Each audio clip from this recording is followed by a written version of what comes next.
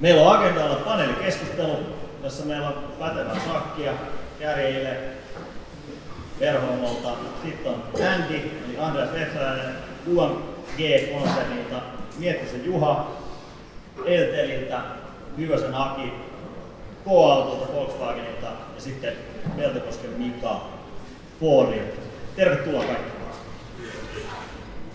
Aiheena tietenkin, kun ollaan hyötyajoneuvojen viitekehyksessä, niin itse asia. Te olette kaikki asiakkaita ja tärkeitä Verhomo Sorsalle. Voitaisiko aloittaa sillä tavalla, että jokainen kertoo vähän omasta taustasta ja omasta toimenkuvasta ja sitten, että millä tavalla siinä arjessa sitten työskentelette autojen kanssa.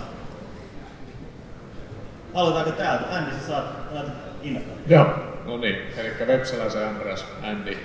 Ja tosiaan Quattro Mikendi konsernissa työskentelen hankintojen vastuullisuuden parissa ja yhtenä isompana osa-alueena itsellä on meidän autojen hallinta. Ja tosiaan ollaan talotekniikkakonserni ja meillä on noin 50 yritystä ympäri Suomea. Ja itse olen autojen parissa noin 10 vuotta työskennellyt, että on eri yritysten autokantaa hallinnoinut. Vähän niin kuin sattumalta ajautunut tähän pisteeseen, mutta mukavaa olla. Joo, terve munkin puolesta. Mä oon Miettisen Juha ja tuun tuolta Elteli Networksilta. Tehdään sähkö- ja televerkkoja, pidetään Suomen infra toiminnassa aina tuolta saaristosta tuonne ihan Käsivarren perukoille. Vastaan meille koko Suomen ajoneuvoista ja kalustosta. Nyt aika lailla semmoinen 15,5 vuotta on tätä roolia tässä vetänyt ja mulla on sitä aikaisemmin, mä tulin vähän niin kuin pöydän toiselta puolelta, oli leasingyhtiöpuolella, että oli silloin tarjoamassa leasingpalveluita juuri tämmöisille asiakkaille. Ja Sorsan kanssa meillä on alkanut yhteistyö tuolta jo 2011-2012, että jonkin verran on tätä yhteistä matkaa tässä jo niin kuin kuljettu tähän pisteeseen asti. Kiitos kutsusta ja kiva päästä keskustelemaan. No niin, Aki Hyvänen, K-Auto, Volkswagen hyötyä maahantuonnista ja tuotepäällikkönä siellä tässä roolissa on vähän toistakymmentä vuotta ja nimenomaan kuuluu varustelu tai muutetut autot, erikoisautot ja niin kuin voisi ehkä kuvata tällä sanalla, että asiakasratkaisut.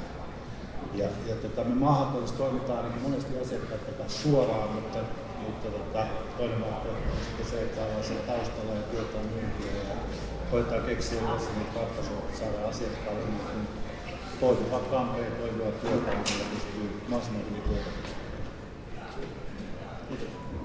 Joo, terve. Kiitos kun saa tulla. Mä oon Peltokosken Mika Autokeskus Oylta ja yritysmyynnistä. Päätyö on hyötyajoneuvoja ja tuotantoautojen myynnin. Mulla on pitkä historia myös autoalalla, että ollaan jo 85 autoalalla töihin ja siitä sitten tehty kaikenlaisia jälkimarkkinoissa ja myynnissä ja maahantuonnissa. Sorsan kanssa, Kallen kanssa aloitettiin joskus 90-luvun alkupuolella. Kiitos kun saa tulla. Joo, oliko ihan Puistolasta saakka? Autotallista? Kyllä, sieltä me lähdettiin tekemään yhteistyötä. Mä muistan, mä oon pikkupoikana pyörinyt siinä, en mä kyllä ymmärtänyt mitä Kalle tekee siinä. Nyt mä ehkä vähän paremmin. Haluatko Ile kertoa jotain myös sun roolista? No joo, Verhomo Sorsa, kiitos kun ollaan saatu tämmönen hieno kattaus asiantuntijaa ja tämmöinen hyllymarkkinapäivää ja paneelikeskustelua. Itse on Sorsalta aika lyhyt aika ollut pari vuotta vasta tässä takana tuossa myyntipuolella, mutta aikaisemmin ollut auton myyjänä ja sitten auton varustelupuolella sitten aikaisemmin 5 vuotta. Mitäs on kokemusta, että mulla on tullut nyt enemmän näihin meidän tähtiin, niin keskitytään, että otetaan seuraava kysymys. Joo, kiva. Hei, mennään suoraan vähän niin kuin tällaisiin määriin, eli ehkä sulle Mika alkuun, että minkä verran hyötyautoja kulkee asiakkaalle vuositasolla teidän kautta? No, mulla on henkilökohtaisesti semmoinen plus 200 autoa vuodessa. Joo. Ja sitten taas, jos puhutaan autokeskuksesta, niin semmoinen noin 1000 pyöräistä. Iso määrä. Näkyykö, osaatte sanoa suhdanteesta mitään, onko ollut muutosta viime vuonna tai tänä vuonna? No, meillä on ollut se mahtava tilanne nyt, että kun Fordin hyötyneuvot on kokonaan uusiutunut, niin se tietenkin näkyy meidän bisneksessä. Eli kauppa on tällä käynyt hyvin. Kiva kuulla. Joo. Mennään eteenpäin. Mitä Aki sun T-bisneksessä näkyy nuo määrät tällä? No, määrät on sillä lailla, niin tietysti tässä on ollut laihoja vuosia, niin kuin kaikessa autokaupassa on ollut.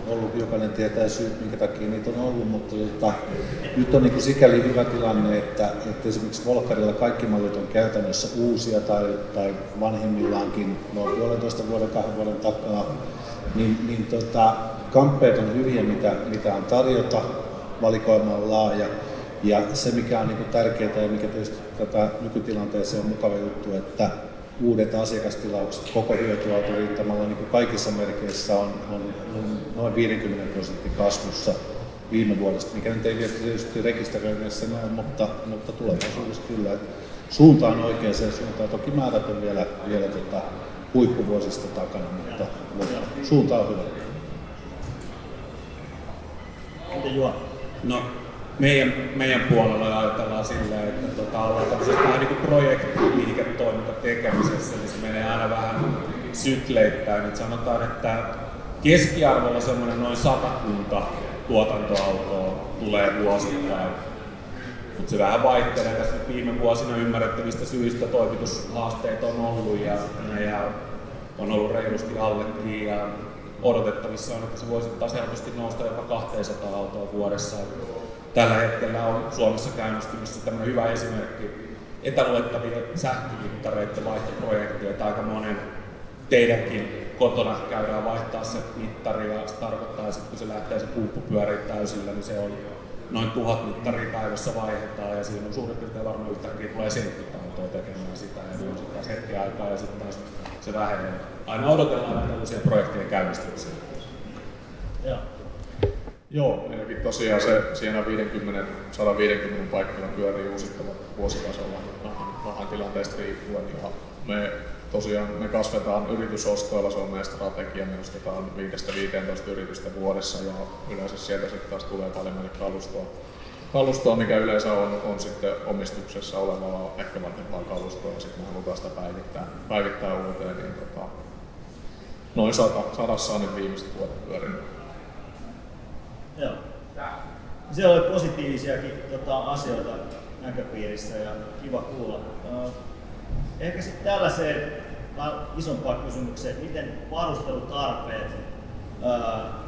on viime vuosien aikana kehittynyt tai mitä uusia trendejä siellä näkyy? Avoin kysymys, kuka vaan voi vastata? No mä voin omalta osaltani aloittaa, että tässä kun on nyt se reilu 15 vuotta niin katsonut ja muistan silloin aika tuoreella silmillä katsoa sitä maailmaa silloin 2010-luvun alussa ja mietittiin, että ehkä siihen hiaseen pitää ottaa varusteluyhteydessä jälkeisenteinen radio, mutta ei siihen nyt ainakaan Bluetoothia tarvitse laittaa, käykää ostaa korvanappia ja sitten mietitään, mihin ollaan tähän pisteeseen tultu. Ja siis työturvallisuus on kaikessa aina se ykkösasia, että kaikki varustelussa toimenpiteet, mitä suunnitellaan ja tehdään, tähtää siihen parempaan työturvallisuuteen. Sitten totta kai työhyvinvointi, työtyytyväisyys ja ergonomia, niin se on kanssa nostanut päätä. Ja sitten tietysti tämä viime vuosien niin koko ajan vastuullisuusteemat, että ne on niin ihan varmasti jokaisen pöydällä. Joo, ihan samoja teemoja meillä kuin Juha tuossa sanoi, että siihen niin keskitytään siihen. Yksi esimerkki meillä, että me ollaan nyt otettu, että joka ikisessä autossa tulee olemaan peruutusvalot. Me ollaan todettu, että me ollaan siellä aika monta peruutusvahinkoa tuolla pienillä pihoilla vältetty. Niin ja sitten taas toisaalta meillä ehkä paljon aikaisemmin on ollut sitä, että ei sillä niin väliä mikä se hymy on, kunhan meillä joku hymy on. Nyt ollaan keskitytty enemmän siihen, että okei, se kertakustannus alussa maksaa vähän enemmän, mutta toisaalta ne hyllyt on pitkäikäisiä ja ne menee autosta toiseen. Että autoja me uusitaan enemmän kuin hyllyjä. Taas siinä, että me panostetaan laatuun, niin se tulee sitten tavallaan ajan kanssa maksaa itsensä takaisin. Joo. Viittasitkin tuohon itse asiassa seuraavaan. Miten, Ile, Sorsan päässä näkyy? No joo, kyllä se tosiaan historiasta valoa näkee, niin kyllä ehkä sen autot on vähän, kustannustehokkuus on tietenkin lisääntynyt Laiveen vuosien, että miten se saattaa että yritys tietenkin katsoo myös viivanautoja. Autot saattaa olla pienempiä vähän ja sen varustelun kestävyyttä, että miten se saataisiin pienempää autoa se sama varustelu. Se on aika isommassa, mikä tietenkin myös säästää polttoainetta ja tolleen. Ja sitten tietenkin nyt on, että on yksilöityjä varusteluita tosi paljon tarkasti, että saattaa olla liiketoiminnan alalta, mitä mekin tehdään niin monenlaiseen alalle autoja, vaikka nyt ei liity näihin, mutta vaikka nyt koiran trimmaukseen tai mihin tahansa, niin silloin erilaisia palveluliiketoimintaa kun syntyy, niin me pystytään sitten joustavasti tekemään siihen. Ja sitten tietenkin nykyään työkalut on vähän erilaisia, että usein tarvitaan läppärille ja sun käsityökalu on muuttunut akkukäyttöiseksi, niin niille tarvitaan lamppuja, inverteri ja lataus sitä varten. Viimeisellä vuosina tietenkin liittynyt tähän muutokseen. Joo. Ja tietysti tuohon voisi niin lisätä näihin edellisiin, että tietysti kun koitetaan tarjota asiakkaalle niin kokonaista asiakasratkaisua, mahdollisimman paljon tulisi niin suoraan sen automyynnin ja tuotteen kautta ja yhdessä koditehtaan asiakkaan kanssa saataisiin niin paitsi nämä ergonomiat ja muut kuntoon, mutta myöskin se tehokkuus ja se kustannussäästö, että saataisiin se kokonaispaketti järkeväksi. Että voi olla tosiaan, että joku hyllyratkaisu tai joku muu maksaa alkuun vähän enemmän, mutta jos siinä säästää 5 tai 10 minuuttia päivässä sen asentajan tekemistä, että se löytää kamppeensa sieltä tai ei kuskaa turhaa painoa mukanaan tai jotain muuta, niin kyllä se kustannustehokkuus on kaikessa niin kuin se, mihin pyritään, että kokonaisuutta haetaan. Joo. Hei, siitä vähän aasinsiltana on kaikki kehitys kehittyy ja on tekoälyä ja muuta systeemiä. Autoalalla sähkö- ja hybridiautot. Millaisia haasteita tai mahdollisuuksia tämä siirtymä ikään kuin tänne päin on tuonut teidän näkökulmasta? No, mä voin vaikka aloittaa niin vähän molempia. Ja. Siellä on sekä haasteita että mahdollisuuksia. Ja. Ehkä haasteet on enemmän sitten tämmöisissä auton teknisissä ja sähköisissä asioissa, että laitetaan takalaiton nostinta ja miten kantavuudet ja miten saadaanko tutkia pois päältä. Ehkä tämmöiseen enemmän liittyy se asia. Ja sitten taas mahdollisuudet on esimerkiksi, että ei välttämättä tarvitse olla enää 3 hengen pakettiauto. Voi olla 6 hengen tai 5 hengen ja autovero ei olekaan niin kaupallista. Tässä on yksi esimerkki. Ja kyllähän tuo niin sähkö- ja hybriditekniikka tietysti asettaa paljon niin semmoisia asioita, että mitkä ei ole mikään uhkia, vaan että täytyy niin tietää. Ja siinä on niin tärkeää se, että toimitaan semmoisten kodirakentajien kanssa, kellä on merkkituntemus, pääsee merkin kodirakentajan sivuille, tietää ne sähköiset kuviot, mihin saa jotain kiinnittää tai mihin ei saa kiinnittää.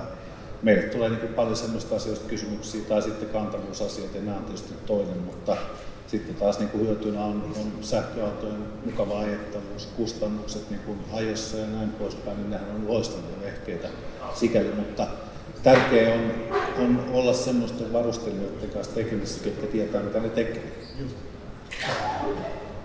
Ammattitaito korostuu. Joo, kyllä meilläkin tosiaan sähköautot nähdään ensisijaisesti mahdollisuutena ja sitä kautta vastuullisuus on meille tärkeä teema ja sähköautojen myötä me voidaan siihen vaikuttaa omalla tekemisellään. Ja tosiaan niin kun kustannuksista oli mainintaa, niin kyllä se sähköauto parhaimmillaan kokonaiskustannuksilta on edukkaammaksi tulee kuin polttomoottoriauto vastaava. Mutta sitten totta kai siellä on niin kuin, joka paikkaan se ei sovi, että meilläkin on päivystysluontoista työtä, milloin meidän pitää 24/7 päästä liikenteeseen ja siinä vaiheessa meillä ei ole, jos vesi lentää jossain, niin ei voida istua laturilla. Niin se, että faktaa se, että ihan kaikkiin se ei missään nimessä sovellu tällä hetkellä ja tuleeko sitä koskaan tekemäänkään, niin ei osaa sanoa. Mutta sitten taas parhaimmillaan niin meillä on tilanteita, missä meillä saadaan latausinfraa esimerkiksi varmistettua niin, että työn aikana auto latautuu ja asentaja ei tarvitse käydä kesken työpäivän asentajassa. Ja tämmöisissä tilanteissa meilläkin niitä muutamia on tällä hetkellä 20 sähköpakettiautoa käytössä. Niin silloin kun se oikea kaveri löytyy oikeaan paikkaan, niin kyllä se sähköpakettiauto on niin kuin ehdottomasti järkevin vaihtoehto. Mutta se on erilaista, sitä pitää miettiä vähän eri tavalla, että se etenkin latausinfra osalta niin meillä se on nähty ehkä isoimmaksi haasteeksi. Ja.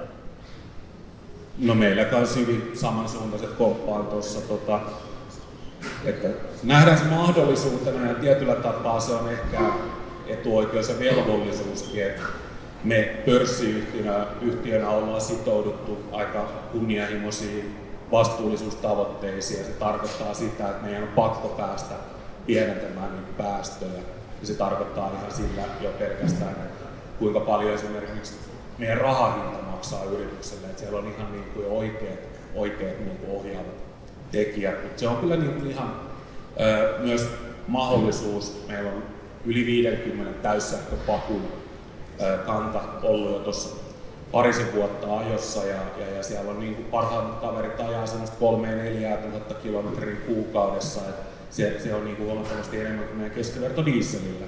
Mutta ei tietenkään joka paikkaa sovi, että kyllä meille silloin kun ensimmäisiä sähköpakuja alkoi tulla ja meidän asiakaskunta esimerkiksi jakeluverkkoyhtiöt, paikalliset sähköyhtiöt, nämä Suomen isot sähköyhtiöt, ne oli ensimmäisessä palaverissa oli innoissaan hyvä vihreitä siirtymää. Seuraavassa palaverissa oli, että miten te korjaatte sen sähköverkon suurhäiriöaikana, jos teillä on sähköautoja. Muistakaa pitää nyt dieseleilläkin siellä mukana. Että tämä on vähän sellaista tasapainottelua ja muuta. Mutta infra on se yksi semmoinen, mikä on erittäin kriittinen silloin, mutta sanotaan, jos tälleen varustelun näkökulmasta, niin ihan vastaavilla varusteilla nämä sähköpakut on tullut. Asentajat on ollut ihan tyytyväisiä siihen, että se ei näytä miltä avaruusalukselta. Se on ihan normaali pakettiauton näköinen. Se on kaupungissa mukavaa ja sulla on ihan samalla tavalla ne hyllyt, kattovarusteet ja kaikki muuta. Että tolleen, jos niin kuin ei kuuntele auton äänimaailmaa, niin ei sitä erota. Varustelu ei ollut mitään niin kompromisseja jouduttu tekemään. Yes. No joo, Verhomo Sorsan puolesta tietenkin kun me tehdään nämä varustelut, niin pitää ottaa tämän sähkö- ja hybridiautojen myötä, niin ehdottomasti tietenkin sen akuston sijaintihan on meille semmoinen, että se pitää suojata erittäin hyvin. Eli me ei voida, muun muassa jos puhutaan vaikka kylkisuojaputkista, mitkä suojaa auton kylkeen, niin niiden kiinnittäminen aikaisemminhan oli auton pohja, ja nyt kun se akusto on siellä, niin me joudutaan kyllä miettimään uudestaan ne kiinnitykset. Ja muun muassa sitten sinne takakontin sisäpuolelle tulevat hyllyt tai muut, niiden lattiakiinni pitää myös on viettänyt miettiä uusiksi, josta pystyy tekemään ollenkaan. Eli sinänsä se on, mutta meillä on ollut se hyvä tilanne, että meillä on niin iso volyymi autoja ja heti kun niitä sähköautoja tulee, niin me saatiin niitä ja päästiin heti niin kokeilemaan ja testaamaan, että kuinka tämmöinen varustelut niin onnistuu. Ja sitten tämmöisessä pitää miettiä muun muassa vaikka lämmitys, eli polttoainekäyttöisiä lämmityksiä, joihin käytetään takatilan lämmitykseen, niin ne hoidetaan sitten erillisellä omalla polttoainesäilöllä, koska ei ole nyt moottori, mikä tekee sitä polttoainekäyttöisessä lämmityksessä. Ja sitten tietenkin nyt yksi, mitä on tästä viimeisenä tullut vastaan sähköisen, niin saattaa olla esimerkiksi käyttöakku hieman pienempi.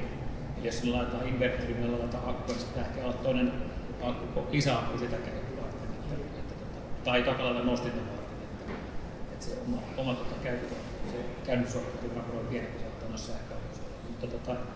Mutta onhan siinä, kun mä näkisin sen mahdollisuudet myös, että tulevaisuudessa jos ja varmaan kun saadaan enemmän myös virtaa siitä ajoakusta niin varusteluvaiheessa käyttöön, niin mitkä kaikkea mahdollisuudet siellä on.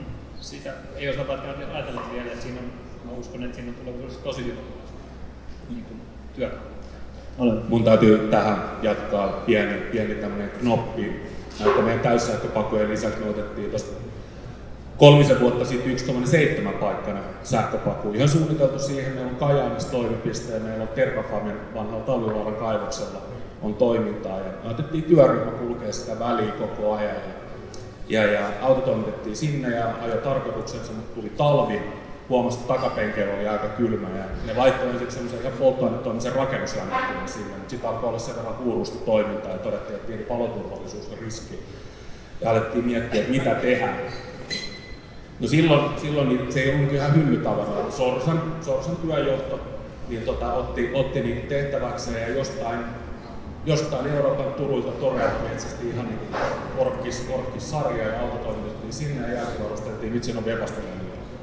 Mä olin tuossa viime syksyllä yhden automerkin tilaisuudessa, missä esiteltiin tulevia sähköautoja, ja siellä sitten mainittiin, että tämmöinen lisälämmitystekniikka on kohta saatavilla ja tulossa. Niin vähän silloin kyllä meidän niin varustelu hoitiin jotain niin 2-3 vuotta sitten, ettei tämä nyt mikään ongelma.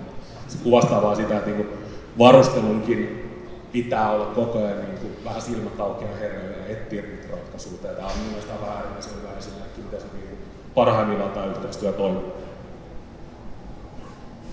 Kiitos. Mielenkiintoista.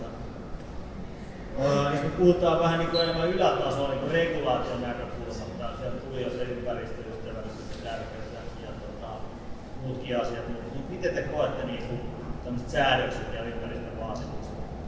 Ja niin kuin viime aikoina, miten vaikuttaa teidän bisnekseen?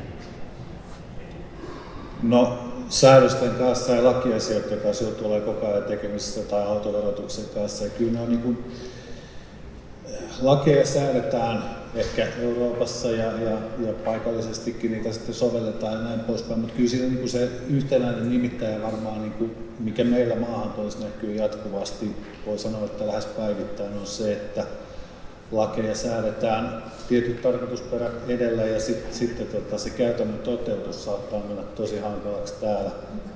Ja varsinkin maassa, missä on autoverotus niin olemassa, niin meillä aika monta ongelmaa poistuisi sillä, jos ei autoverotusta olisi, mutta kyllä nämä pykälät ja kaikki koodausasiat, päästöasiat, kyllä ne tekee niin kuin tämän elämän niin kuin sillä lailla aika hankalaksi, että hirveän monista asioista täytyy olla perillä ja lukea niitä EU-lakeja ja muuta. Ikävä kyllä välillä joudutaan sanoa asiakkaalle, että ei tämä nyt vaan niin kuin laillisesti onnistu tai näin poispäin, mutta tämä on sellainen ikuinen tasapaino, niin kuin autorakentaminen varmaan kaikessa on aina ollut, että lakeja on ja sitten niitä pitää tulkita ja soveltaa. Ja hyvä olisi tietysti, että saataisiin kaikki niin kuin samalle viivalle, että ne tulkinnat ja muut olisi katsastajien ja lainsäätäjien ja muiden kanssa yhdellä viivalla ja kaikki tiedäisi niin kuin se kokonaisuus, mitä haetaan. Niin siinä on ehkä semmoista kehittämisen varaa. Joo. Tuleeko muita näkemyksiä? No tälle ehkä asiakasnäkökulmasta niin täytyy kiittää, että on niin kuin Suomessa loistavat maahantuontiverkostot ja rautaiset ammattilaiset, ettei niin kuin mun tarvitse alkaa tankkaa niitä kaikkia pykäliä ja säädöksiä sieltä ja miettiä ihan samalla tavalla, ettei mun tarvitse metsästää jotain erikoisratkaisua, mitä sinne varustellaan. Tässä on niin kuin, pitää valita yhteistyökumppanit tähän ympärille, että välissä on oikeastaan aika helppo olla sitä välillä, kun ammattilaiset auttaa. Joo, tämä on helppoa tämä meidän työ. Joo, tähän liittyen tuli mieleen ehkä niin kuin lainsäädännöllisesti muun muassa nyt on EU:sta tullut tämä tietoturvalaita, mitkä taas kans linkittyy, koska autoissa on myös tietoliikenneväylät, mitkä tarvitsevat tietoturvallisia asetuksia jollain määrin, ja senkin muun muassa tämä yksi sellainen, mistä just Akin kanssa juteltiin ennen tätä tilaisuutta, niin nekin on vähän, että jos miten me niin varustelijana pystytään siinä tekemään mitäkin varusteita, mutta tässä meillä on niin edelleen, mistä Juha sanoi, niin rautaiset ammattilaiset, meillä on niin jokaisen auton merkin maahantuontiin hyvät kontaktit ja sitten tietenkin viranomaisiinkin kontaktit, eli se vaatii meille, että pitää olla niissä perillä, niin kuin sanoi Juha ja Andy, että niiden ei rupea selvittää, että miksi joku auto on sitten jumissa jossain ehkä. Mutta tämä on semmoinen yksi ulottuvuus, mutta se tuo oma haasteen, mutta se vaatii kyllä sitä vuoropuhelua ja näitä kontakteja, eli yksin tätä hommaa ei pystyttäisi mekään sorsana tekemään läpi, että näitä osaavia ammattilaisia kohdaltaan. Juuri näin. Yhdessä paremmin kuin paremmin. Mennään sitten siihen niin asiakastarpeen näkökulmaan vähän, eli niin vähän tämmöinen geneerinen kysymys, mutta mitkä on niin yleisimmät tarpeet, varustelutarpeet, mitä tulee tällä hetkellä asiakkaille tai auton käyttäjien puolella? Teekö? No mä voin vaikka sanoa, että kyllä se perustarve on kuitenkin edelleen hyvin samanlainen, että se vanerointi ja hylly ja sitten siitä, mitä kukin ala sitten oma itse tarviikin. Että kyllä se perustavara on aika yleistä edelleen. Joo. No Peruskampetta tietysti meilläkin kun on laaja mallivalikoima, niin meidän laidasta laitaa on niin kuin pienemmästä varustelusta ihan niin kuin 6-numeroisiin summiin on sitä varustelua ja kaikkea sillä välillä. Ja se pääasia siinä kaikessa varustelussa ja kodinmuodoksessa on se, että olisi semmoinen järkevä niin kuin kolmikanta, että siinä on varustelija ja asiakas ja myyjä ja sitten haetaan se toimintaratkaisu ja saadaan niin kuin se asiakkaan tarve toimimaan ja tarpeet toimii. Se on aina se ykkösjuttu ja siihen kuitenkin kaikki pohjautuu. Mutta laidasta laitaa kyllähän näitä tehdään niin monennäköistä kampetta, mutta ehkä yleisimpänä niin kuin määrällisesti varmaan eniten on just sellaista hylly- ja työmies-tyyppistä ratkaisua, että on se sitten putkimies tai sähkömies tai mikä vaan, niin aina ne perustarpeet on hyvin samaoloisia ja sitten ne pitäisi vaan niin hakea siitä se optimaalisin paketti sitten joka homma. Putkimiehellä on eri tarpeet, sähkömiehellä on eri tarpeet. Hylly on kuningas edelleen. No kyllä se niin meidänkin tuossa tuotantoautokannassa, niin ne on hyvin laidasta laitaan ja hyvin pitkälti varusteltuja. Voi melkein sanoa, että semmoisen pikkuauton verran siihen pakuun laitetaan vielä jälkiasennettuun varusteluun. Mutta toisaalta se auto itsessään on jo sen meidän asentajan se työpiste. Se voi olla tuommoinen iso pakettiauto, missä on pöytätasot, kuituhitsaus, luukut, läpiviennit, siellä on erikoisvalaistukset ja se tekee vaikka valokuituhitsausta siellä koko päivän. Niin se on se työhuone, se on se konttori. Tai se voi olla joku pikappi, mikä menee tuonne jonnekin pohjoisen Suomen kantaverkon siirtoverkkojen huoltoihin, mikä toiminta-alue on suurin piirtein niin tuosta Oulusta kaikki pohjoiseen, että auto saattaa kiertää niin koko Lapin alueella. Siellä voimajohtotyömailla ja siellä pitää olla vinssejä.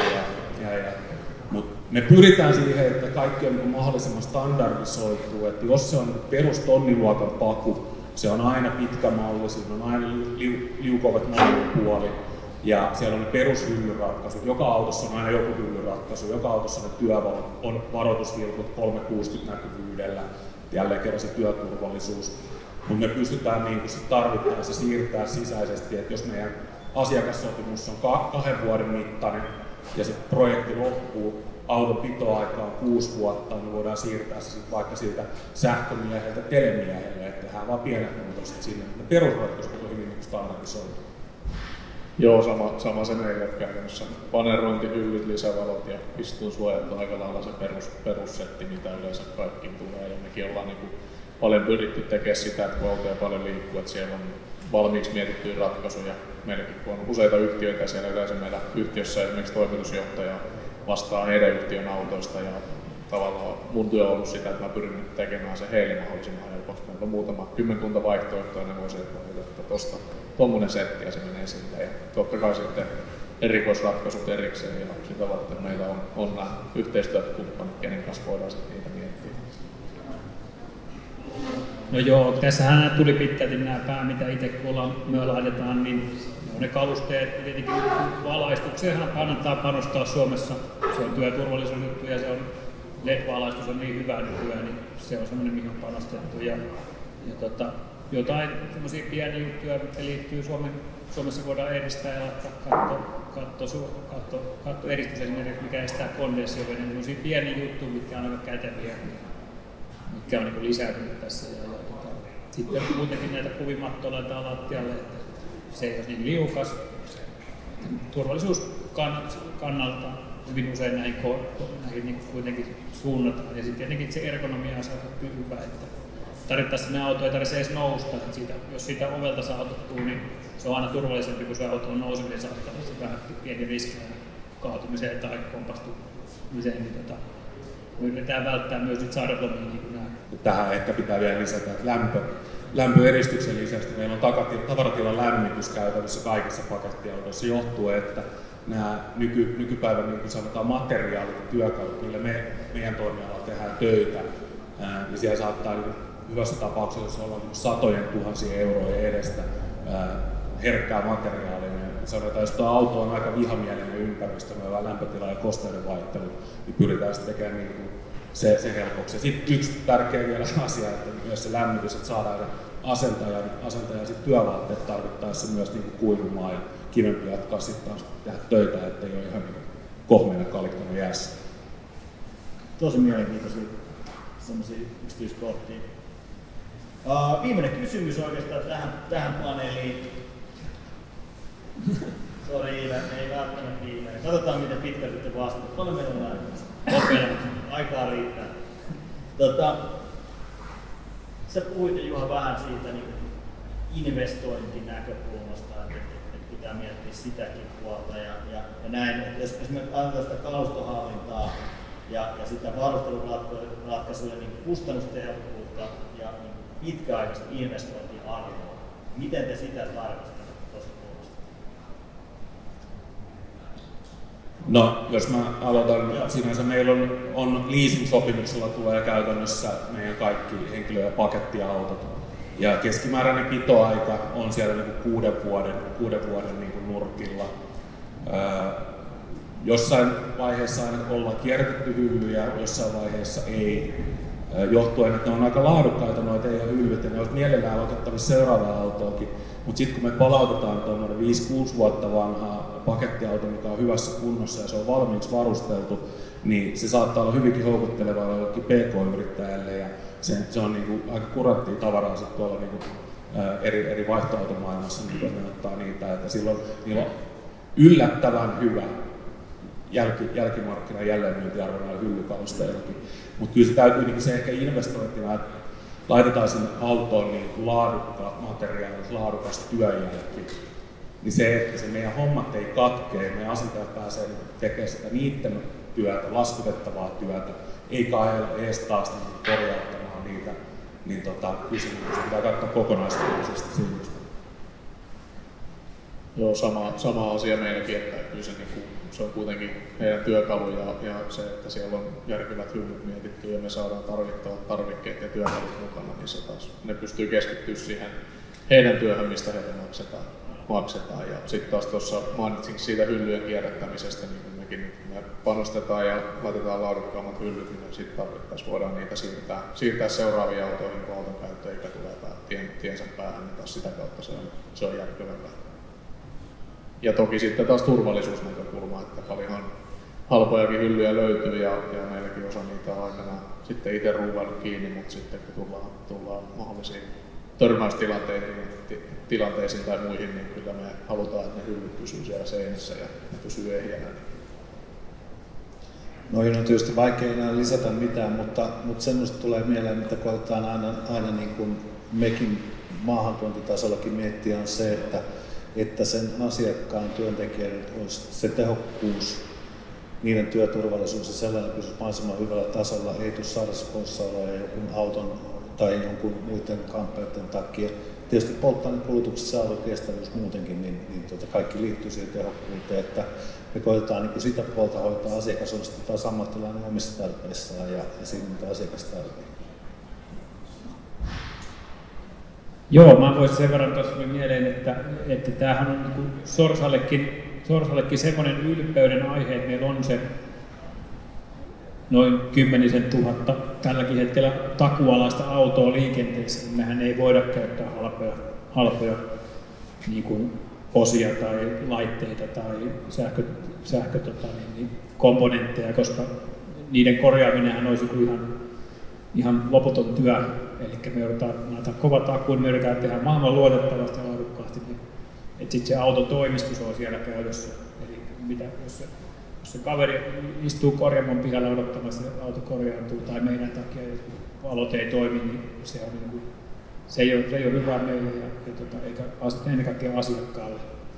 Eli kyllä me joudutaan, joskus tuntuu, että nämä varustelut ovat kalliita ja onhan niissä hintaa, mutta se on kuitenkin usein käsityötä ja laadukkailla komponenteilla tehty, niin silloin se väkisin hinta nousee, mutta nähdään myös että sen turvallisuuden ja käytön kannalta ja jatkuuden kannalta, niin se on vaan tehtävä näin se homma.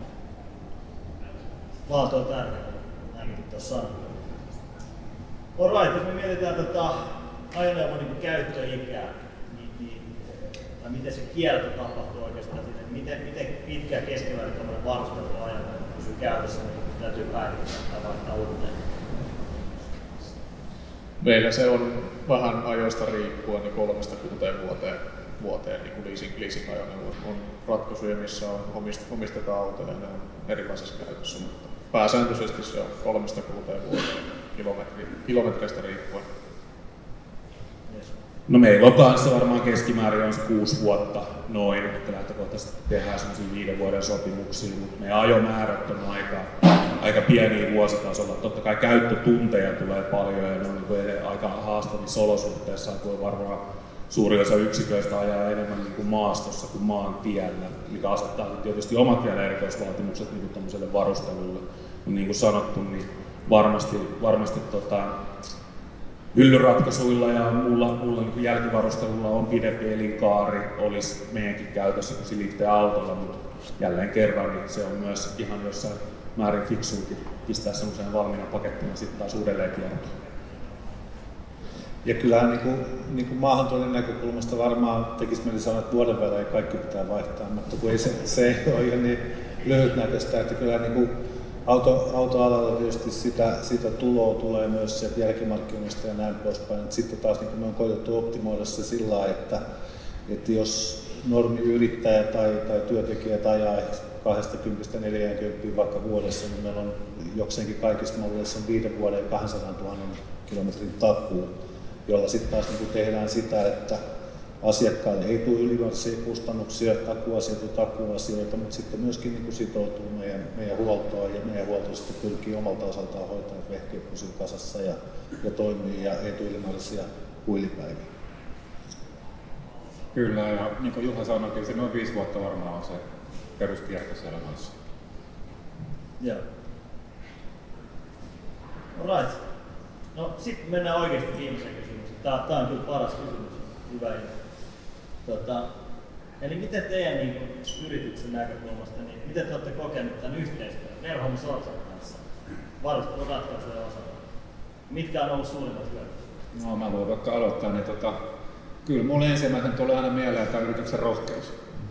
Aina voi soittaa minkälainen haaste tahansa, niin aina se ruvetaan hakemaan sille jutulle vähän niin kuin ratkaisua. Ja sitten toisena mä teen tietenkin monen varustajan kanssa yhteistyötä, niin sitten mä pidän tämän yrityksen nopeudessa. Sitten kun se auto tulee tuonne pihalle, niin sitten se on aika nopeasti sitten varustelu valmis ja saadaan kaikki puoli autot taas eteenpäin. Kyllä se on ehkä se iso yritys. Tässä kun on toistakymmentä vuotta on yhteistyötä tehty Sorsan kanssa, niin kuin minäkin tässä toimenkuvassa, niin varmaan tuo ensimmäinen, mikä tulee aina mieleen, että niin kuin tavallaan se rohkeus ja mä en muista yhtään hommaa, mihin ilataan kukaan muu sanoo, että ei se ei tule onnistua, vaan se on niin aina, että kyllä se käy, kyllä se onnistuu, se saadaan toimii. Enkä muista, niin kuin kaikki semmoinen ne hoituu nopeasti, kaikkeen pystyy luottamaan, on se sitten jälkihoitoasia tai mitä tahansa. Se on niin kuin, semmoinen, niin kuin, miksi sitä muotoisi, luottokumppani.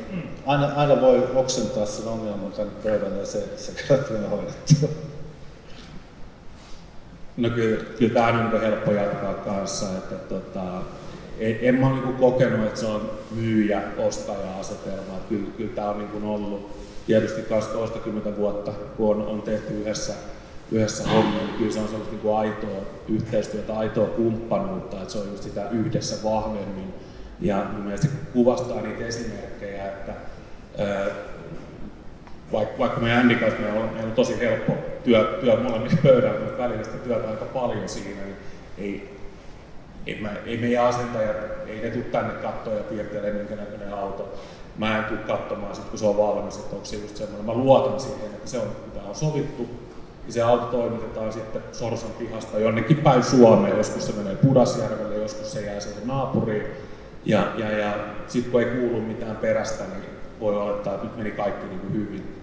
Ja se on, mä en tiedä mitä te teette, mutta tässä vaiheessa mä haluan kiittää niin kuin Sorsan ihan jokaista tahojen porukkaa, että teette todella laadukasta jälkeen, tai mitä te sitten teette, pitäkää se sitten salaisuutena, mutta jatkakaa samaan malliin. Että jos mäkin olen niin se 15 vuotta tätä hommaa tehnyt ja kaiken kaikkiaan varmaan semmoinen, voidaan puhua jo niin 1500 pakua kaiken kaikkiaan, ja sitten otetaan ne perusautoja ja muita pois, ja on meilläkin ollut totta kai muutakin varustelua siinä, mutta jos mun pitäisi niin ihan rehellisesti muistella, niin kyllä ne niin jälkihoitotarpeet niin on melkein varmaan jossain yhden käden sormilla.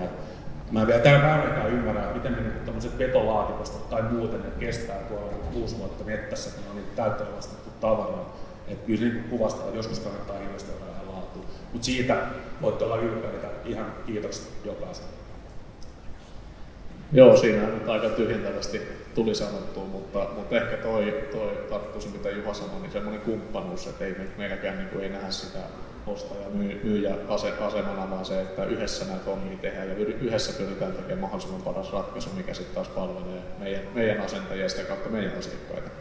Ja ei ole kyllä niin kuin mitään pahaa sanottavaa tullut, että kaikki on hoitunut ja nopeus tuli aika monesti esille, niin siitä on täysin samaa mieltä. Että sitten tietää, kun itsellä on ongelma, niin ottaa puhelimen käteen ja soittaa Ilkalle, niin yleensä se homma ratkeaa aika nopeasti. Kiitos munkin puolesta Sorsan puolella. No mä voisin sitten väliin sanoa, että hirveän lämpimältä kuulostaa nämä hienot kiitokset ja niin kuin sanoin alun perin, niin yksin ei näitä hommia tehdä, tarvitaan kumppaneita, tarvitaan automyyjiä, tarvitaan maahantuonnin apua, tarvitaan avointa mieltä niin noita asiakkaita. Yritetään jatkossakin olla luottamuksen arvoinen ja meidän yrityksen yksi perusarvo on tietenkin taloudellisuuden lisäksi on se, että me yritetään tehdä sen niin järkevällä hinnalla, mutta luottaa siihen meidän kovaan korkeatekemiseen laatuun ja niin miettiä asiakkaan kannalta paras ratkaisu, jota, mitä Ilari on meille terottanut myös se, että jos jotain tulee, niin aina hoidetaan ihmisen päälle. Ja siihen on ollut niin kuin hyvä ollut nojata. Kyllä meillä on huikea porukka ja lämmin kiitos kaikkien meidän toimijoiden puolesta, voidaan sanoa, että meidän tekijöiden puolesta, jotka meillä käsin tekee tai toimistolla tekee hommia, että saadaan asiakkaat näin tyytyväksi, niin pidä muuta kuin olla tosi ylpeä tästä meidän porukasta. Ja kiitos nyt, että tähän loppuun mä sanon kiitokset kaikille meidän tähdileidille, jotka tulitte tänne meille kertomaan. Tähti on tuolla pihalla teltassa. Joo, se houkutteli varmaan se sika jonkun verran, mutta kiitos kun tulitte ja tämä oli tosi kiva ja antoisa keskustelu ja niin, me ollaan ylpeät, saatiin näin hieno järjestetään meidän tilaisuus ja niin, toivottavasti otetaan taas jossain vaiheessa uudestaan ja ehkä eri agendalta ja muuta, mutta lämmin kiitos. Kiitos munkin puolesta. Kiitos. Ja tässä lopuksi vielä mä annan teille pienet muistot mukaan tästä tapahtumasta niin kaikille, niin ei ainakin jotain jää, se sika kuitenkin ei jää loppua jäljemmäksi mieleen, niin saatte tänne pidettyä. Kesäkassit. Ja vielä Mikalle. No niin, annetaan pienet aplodit kaikille.